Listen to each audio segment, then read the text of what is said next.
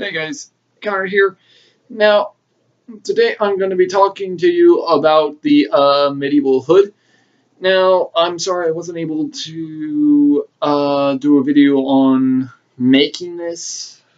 Unfortunately, it slipped my mind, and pretty much I couldn't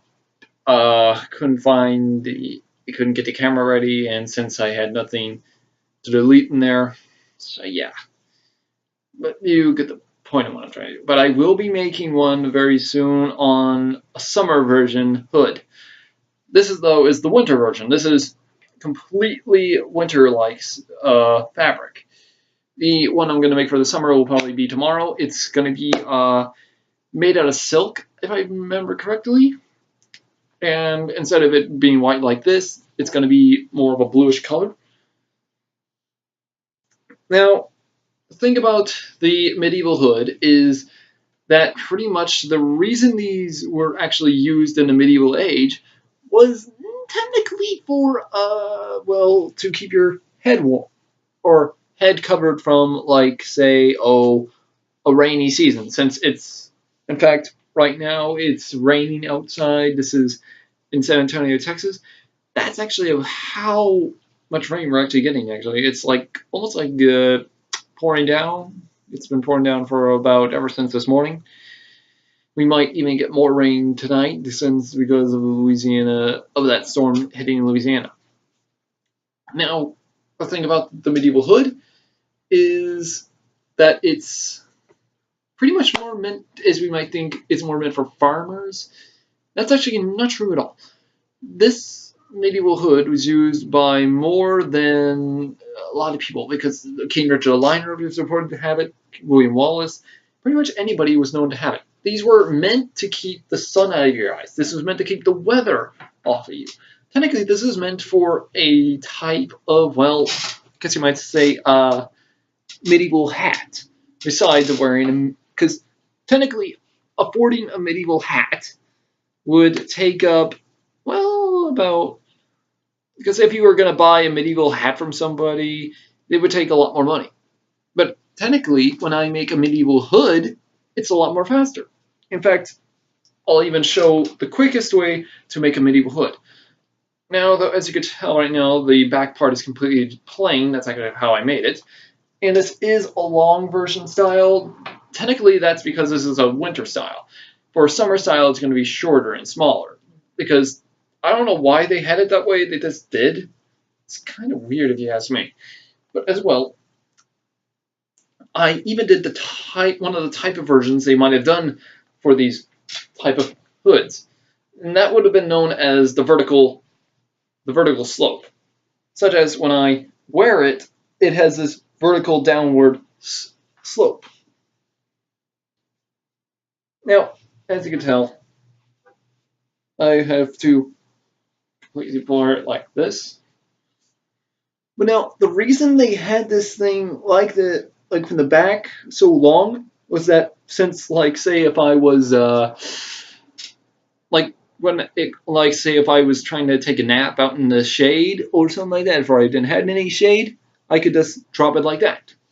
In fact, a lot of medieval knights were known to do this, or anybody who was guarding a castle, they were always known to wear these. In fact, if you lived like in a village or something, every man kind of actually wore these.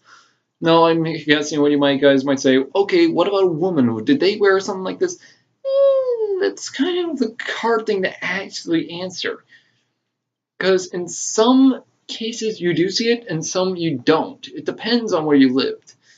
Because technically in England and France, the women kind of didn't wear anything on the head. If you lived in somewhere such as a Viking area or something like that, you might have. Now though many of you guys also might want to know, okay, when did the medieval hood come into view? If I actually had to view it, it would actually have had to come in during the time of the Holy Roman Empire, during a time of none other than probably of Charles the Hammer or Charles the Great. But that's what some people might say. Now,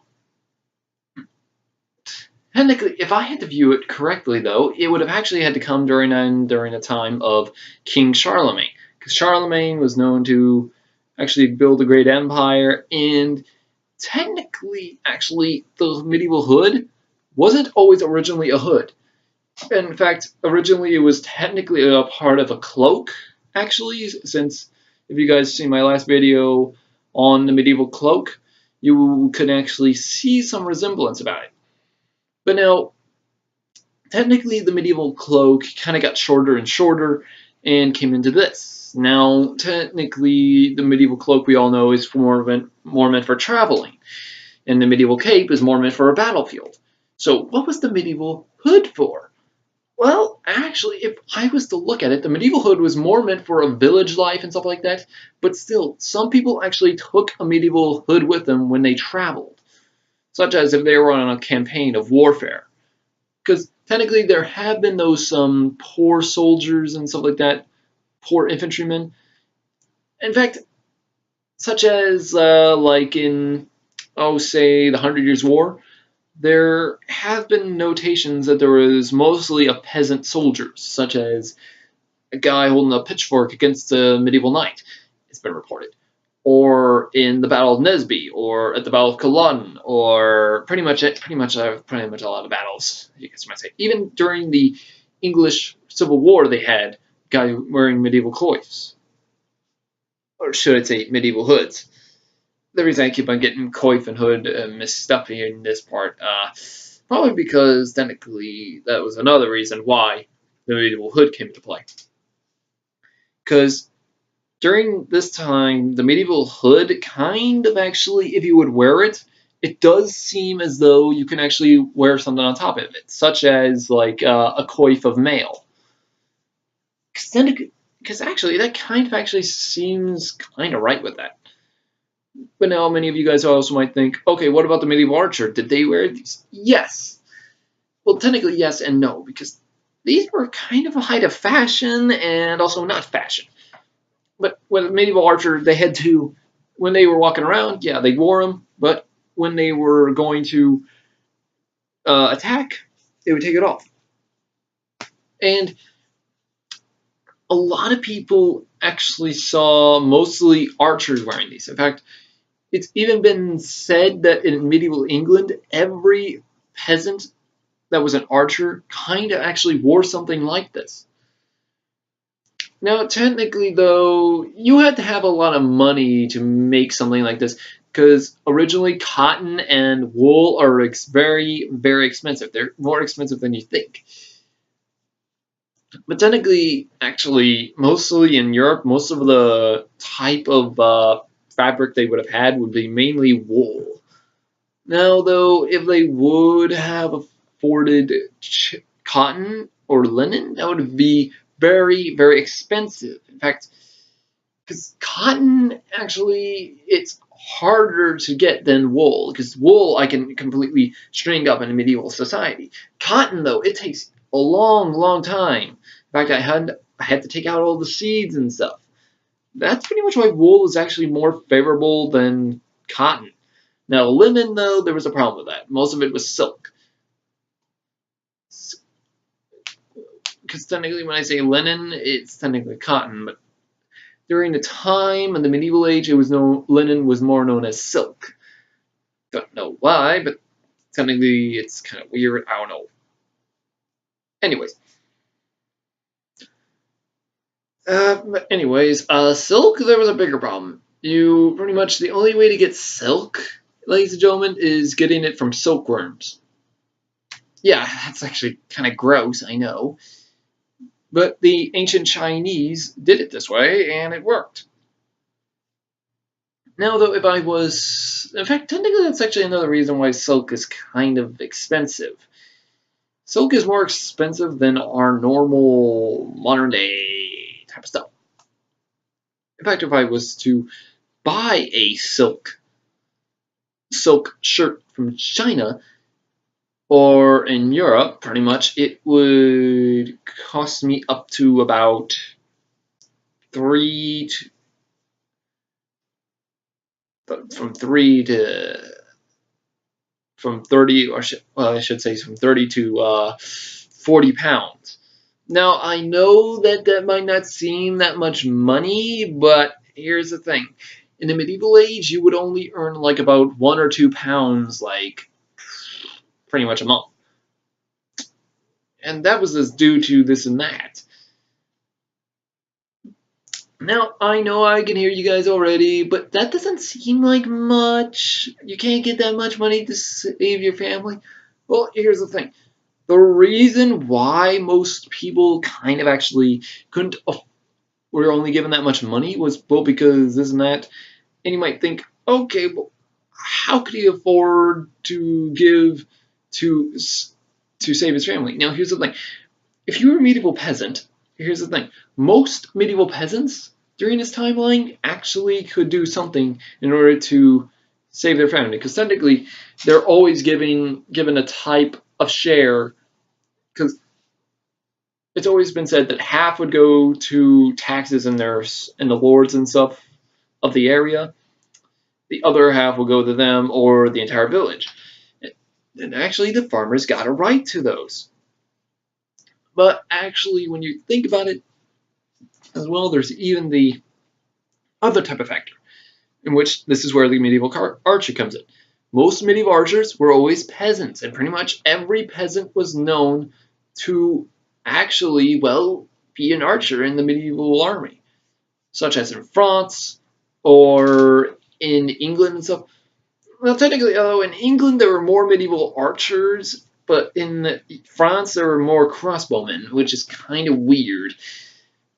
And here's the thing. When it came to the medieval archer, how should I put this? When France started making more crossbows than bows, it's been said that pretty much every archer was, well, kind of turned into a crossbowman. And when the crossbowmen came around, it was kind of weird, because the crossbows kind of, well, started coming around, and the bowmen started to decrease in France. In fact, pretty much that's kind of the weird thing. Even though the bow takes longer to train with, the crossbow, though, is faster, but the crossbow has a problem with that. That would be, well, with how long it takes you to load it. And when armor came into play, armor kept on evolving and evolving. Now, the Englishmen, instead of going for more serious firepower like the crossbow, they decided to just ante up with the bow. It's with the arrow tip itself. They made bodkin tips and so on. But with the French, on the other hand, that's kind of a different story. But anyways, in fact, for some reason, they started to give up most of these. Anyways, but now, when it comes to the medieval hood, these were mainly just meant for village life. In fact, you could actually, in fact, I can also talk about the new type of game coming out. What was it called? Kingdom Come Deliverance. And as I see it, a lot of people mostly guys are wearing hoods as they walk around the castle, as guards and stuff. Here's the thing. The reason they wear these is to keep the sun out of their eyes. That's the main point about it.